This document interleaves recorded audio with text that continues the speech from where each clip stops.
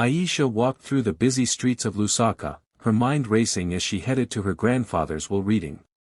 She had dressed carefully, wanting to look strong in front of her powerful relatives. Just as she reached the corner near the estate, a frail homeless man caught her sleeve. His hands trembled, but his eyes were sharp, almost burning into hers. In a low urgent voice he whispered, "Don't go, danger waits inside." For a second, Aisha froze. His tone was so chilling it sent a shiver down her spine. She looked at him closely, confused. How could this man know anything about her family or the reading of the will? He looked like he hadn't eaten in days, his clothes torn, his body weak. Yet his warning felt too heavy to ignore. People passed by without noticing, cars honked, life carried on as usual, but Aisha's heart pounded louder than the noise around her. She wanted to shake off the strange moment, so she pulled her arm free and walked quickly toward the estate, telling herself it was just the rambling of a desperate man. But his words clung to her chest like a shadow, echoing again and again. "Don't go." She swallowed hard and forced a smile as she reached the grand gates, but deep inside she knew something was not right. The stranger's warning was more than madness, it felt like a door had opened to a secret she was about to step straight into. The car stopped in front of the Mamba estate, its tall iron gates rising like guards in front of her. Aisha stepped out, her heart beating fast as she looked at the grand house where her grandfather had lived. The walls seemed to hold memories and secrets, but tonight they felt cold, almost watching her. She straightened her dress and walked in. Inside, the room was already crowded. Her relatives filled the air with fake smiles and whispers. Cousins stood proudly in their expensive suits, showing off their wealth as if they had already won. Uncles leaned close to each other, whispering in low tones, their eyes flicking toward Aisha with suspicion. And in the center of it all was her stepmother, sitting tall with a smirk that cut through the room like a knife. That smirk wasn't kind, it was the look of someone who believed victory was already in her hands. As Aisha walked in, every head turned toward her. Their eyes were sharp, judging, almost like she had walked into enemy territory. She could feel it in her bones, she wasn't welcome here. Some cousins gave her quick fake smiles, but she could see the jealousy hidden behind them. Others didn't bother pretending, staring at her like she was a thief who had no right to be there. The air was heavy, thick with unspoken words. No one dared to say it out loud, but Aisha could hear it in their silence. "You don't belong here." She took a deep breath and moved to her seat, holding her head high even as her stomach twisted with unease. The estate looked rich and beautiful, with polished floors, golden frames, and tall windows, but beneath the shine was something darker. It was not just a family gathering. It felt like a battlefield, each person armed with secrets, lies, and greed. She could sense the hunger in the room, the kind of hunger that made people betray blood. Her grandfather's picture hung on the far wall, his kind eyes looking down at all of them. Aisha felt a rush of sadness, remembering how gentle he had always been with her. He was gone now, and in his absence, the family had changed into something cold and sharp. The people who should have been united were instead ready to tear each other apart for money and power. She wondered if her grandfather had known this would happen, if he had seen the greed building like a storm. Every sound seemed louder in that silence, the shuffling of shoes, the clicking of jewelry, the quiet coughs. Aisha's hands tightened in her lap, but she kept her face calm. She knew she had walked into a room full of enemies wearing the mask of family. And in that moment, she understood one thing clearly, this was not just the reading of a will. This was a war disguised as tradition, and she was standing at the center of it. The room grew quieter as the lawyer, Mr. Bonda, stepped forward with a heavy folder tucked under his arm. He was a man Aisha had known since childhood, always calm, always in control. But tonight, something was different. His hands shook slightly as he placed the folder on the polished table. The papers slipped and scattered, and instead of the steady voice she remembered, he cleared his throat nervously, his eyes darting around the room like a man trapped. Whispers rippled instantly among the relatives, some leaning closer to one another, others smirking as if they already knew something Aisha did not. Aisha studied him carefully. Beads of sweat were forming on his forehead, rolling down as he fumbled with the documents. It wasn't just nerves. He looked like a man carrying a secret too heavy for him to bear. Her cousins began to murmur impatiently, and her stepmother tapped her fingers against the table, her smirk widening with each passing second. The atmosphere shifted from tense to suffocating. Then Aisha noticed something else. A chair at the end of the room was empty. Her grandfather's trusted aide, the man who had always stood by his side, wasn't there. He had promised to be present for the reading, and everyone had expected him. His absence made the air colder, and suddenly the warning from the stranger outside pressed harder against her chest. "Don't go, danger waits inside."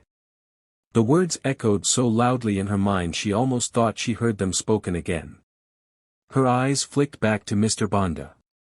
He shuffled through the papers as though searching for something important, but page after page seemed to be missing. Aisha leaned forward slightly, trying to read his expression. His lips pressed tight, his hands trembling more each time he turned a sheet. The silence grew unbearable, broken only by whispers growing sharper, hungrier. Some relatives exchanged knowing glances, others leaned back as if enjoying the show. Aisha's heart raced. She could feel it, something wasn't right. This wasn't just a delay. This was a stall, a cover for something bigger. Mr. Banda was hiding fear, and that fear was not of misplacing papers but of what would happen once the truth came out. Her instincts screamed louder with every second, warning her that the homeless man's words weren't madness at all. They were a piece of a puzzle that was unfolding right in front of her eyes. She tightened her grip on her chair and forced her face to stay calm, but inside she was burning with questions. What was missing? Why was the aide absent? Why did the lawyer look as if the walls were closing in on him? The room was no longer just filled with family, it felt like a stage where betrayal and danger were waiting to make their entrance. And Aisha realized, with a chill running down her spine, that the truth was creeping closer, step by step, ready to strike. The lawyer's shaky voice had barely gotten through the first few lines of the will when the sound of a chair scraping loudly across the floor made everyone turn. It was Chanda, Aisha's cousin, his face twisted with anger, his eyes locked on her like a predator. He slammed his hand down on the table and shouted, "She forged the documents. She's trying to steal what doesn't belong to her." The room gasped. Some relatives gasped in fake shock, others leaned forward eagerly, as if they had been waiting for this very moment. All eyes turned on Aisha, piercing her with suspicion, doubt, and hostility. Her mouth went dry. She opened it to speak, but before she could defend herself, the heavy doors of the hall swung open with a loud creak. Two large guards stepped inside, their boots echoing against the marble floor. Without a word, they closed the doors behind them, the click of the lock ringing in her ears like a warning. Aisha's stomach dropped. This wasn't a simple family argument anymore.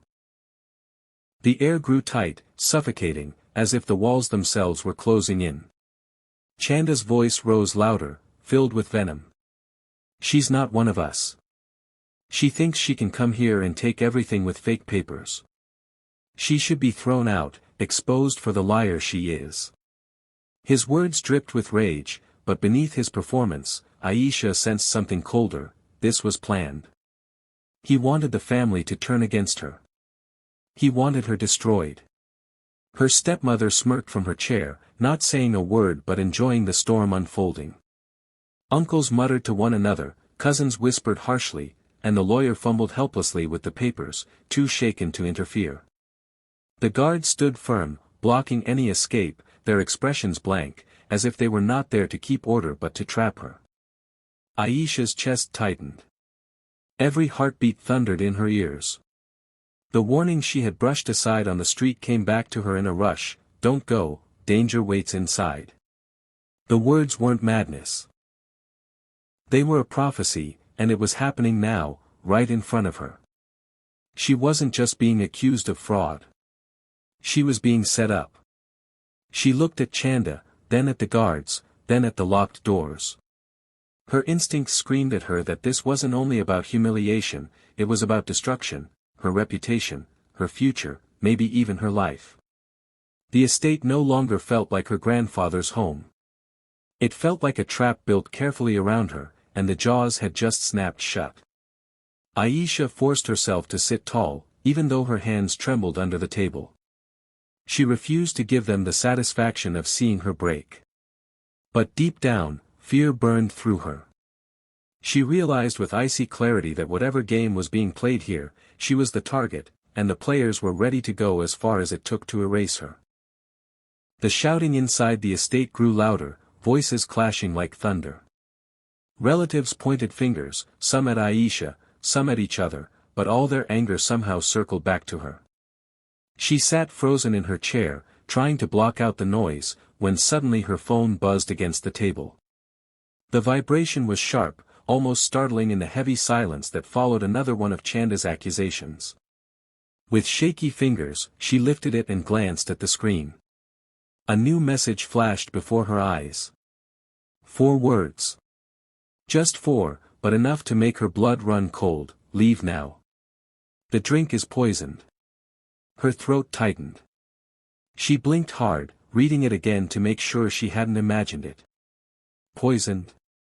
Her eyes darted to the glass of wine placed carefully in front of her. She hadn't touched it, but the thought of what could be inside made her stomach twist. She quickly scanned the faces around the table. No one seemed to notice her panic. They were too busy tearing at each other with words. Her pulse hammered in her ears. The sender's number was unknown, hidden. Who would send her such a warning? Was it a cruel trick, or was her life truly in danger? Aisha's hands trembled slightly as she lowered the phone to her lap, hiding the screen from curious eyes. She forced herself to look calm, though her insides screamed. Then something caught her eye. Through the tall window, just beyond the glass, stood a figure. Her breath caught as recognition slammed into her. It was him, the same frail homeless man who had stopped her on the street. His clothes were still torn, his posture bent, but his eyes were steady and urgent, locked directly on hers. He nodded once, slow but firm, like a signal only meant for her. Aisha's chest rose and fell quickly. This couldn't be a coincidence. First the warning on the street, and now this message. Who was this man really? How could he know about poisoned wine sitting on her table, hidden in the middle of this chaos? She felt the hairs on the back of her neck stand up as she realized he wasn't just some random beggar with wild words. He was connected. He was watching over her. Her mind raced with questions, but one thought drowned out the rest. If she hadn't listened, if she had taken even a sip from that glass, she might not have lived long enough to hear the will. Her stepmother laughed coldly at something across the table, and Aisha's stomach twisted. Was she the one behind it? Or Chanda, still shouting with too much passion? The noise of the room faded for a moment as her focus stayed on the man outside the window. He wasn't moving away. He stood tall, his eyes telling her he knew the truth, and he wanted her to trust him. The world thought he was broken, invisible. But in this moment, Aisha understood, he carried a secret powerful enough to save her life. The lawyer's voice shook as he read through the pages, the sound of each word echoing across the silent hall. Everyone leaned forward, waiting for the moment they had all come for, the part of the will that revealed who would control the biggest share of the fortune. Mr. Banda reached for another folder, fumbling nervously as if the weight of it burned in his hands. Papers spilled across the table, and among them, a sealed envelope slipped free and fluttered to the floor. The lawyer bent quickly to pick it up, but the damage was already done. The envelope had opened slightly, and a file slid out for everyone to see. Aisha's eyes caught the bold letters at the top, DNA results. For a moment, she thought her mind was playing tricks on her. But then Mr. Banda froze, his face pale as he read the words. Whispers spread like fire, growing louder as the relatives caught sight of the paper. He cleared his throat, his voice breaking as he spoke. It appears there is additional documentation left by Mr. Mamba. A confirmation of bloodline. He hesitated, then read it aloud. These results prove that Aisha is not just a granddaughter. She is the sole legitimate heir to the Mamba estate. The room erupted. Gasps, shouts, chairs scraping the floor. Cousins who moments before smirked at her now shouted in disbelief. Uncles demanded explanations, their voices clashing with each other. A glass shattered as someone slammed the table. Aisha sat frozen, her heart thundering in her chest. She couldn't move, couldn't even breathe. Sole heir. The words felt unreal, yet they were carved in black and white in front of everyone. Her stepmother's smirk disappeared. Her face drained of all color, her body stiff as stone. For the first time that night, she looked afraid. Her eyes darted to Aisha, wide and full of something darker than anger, fear. She opened her mouth to protest, but no words came. The truth had ripped the mask off her face. Aisha's mind spun. The warnings, the missing aid, the poison drink, it all connected now. This wasn't about simple jealousy. It was about keeping this secret buried. Her relatives hadn't wanted her to lose just money, they had wanted her erased, gone, so no one would ever know the truth. The homeless man's whisper on the street suddenly hit her with full force. It had never been random. He had known this was coming. He had been watching, protecting, carrying a secret the family had tried desperately to bury. Chaos filled the hall, but Aisha's eyes drifted once more to the window. The man still stood there, his gaze locked on hers, as if telling her silently, "Now you see. Now you understand." And for the first time, Aisha felt a surge of strength. The truth was out. The lies had broken. And the family who wanted her destroyed was now exposed by the very blood they had tried to deny. The room was still in chaos when Aisha's uncle suddenly lunged across the table, his face red with rage. He jabbed a finger at her and shouted so loudly his voice cracked, "She forged it. She made all of this up. None of it is real." His outburst silenced the room for a heartbeat before others joined in, some nodding, some shouting, while others simply watched with hungry eyes, waiting to see her fall. Aisha's chest tightened as she gripped the edge of her chair. The DNA papers were clear, the lawyer's words had been firm, yet they were still ready to tear her apart. As the shouting swirled, a servant appeared quietly at her side, sliding a crystal glass of wine in front of her. The rich red liquid shimmered under the chandelier light. Her eyes fell on it instantly, her stomach twisting as she remembered the message on her phone, "Leave now. The drink is poisoned." The servant's face revealed nothing, but the timing felt too perfect, too deliberate. Her hand stayed frozen on her lap. Before she could decide what to do, the heavy doors of the hall slammed open with a force that made everyone jump. Gasps echoed as the figure stepped inside. It was the homeless man. His torn clothes, his ragged hair, his bent posture, yet in that moment he stood tall, his eyes sharp and unyielding. The room fell into stunned silence. Then he spoke, his voice calm but powerful. "Enough." A ripple of shock swept through the family. Aisha's cousins stared wide-eyed, her uncles whispered in disbelief. Her stepmother's lips parted in horror. The man walked forward, peeling off the dirty coat that had disguised him, and beneath it was a crisp uniform jacket, worn with pride. He straightened his back, no longer frail but strong, commanding. "I am Jacob Tembo," he announced. "Loyal bodyguard to Mr. Mamba. I disappeared because your greed made me a target. But I did not disappear forever. I was protecting what your father wanted most, his true heir." The room erupted again, but this time in fear and confusion. Some shouted denials, others backed away. The guards at the door exchanged nervous glances, uncertain whether to follow orders or respect the man they suddenly recognized. Aisha stared at him, her heart racing. Jacob Tembo. Her grandfather's most trusted protector. She remembered hearing stories about him as a child, brave, loyal, unshakable, until one day he was simply gone, vanished without explanation. And now here he was, standing in front of her, not broken, not homeless, but alive and carrying the truth like a weapon.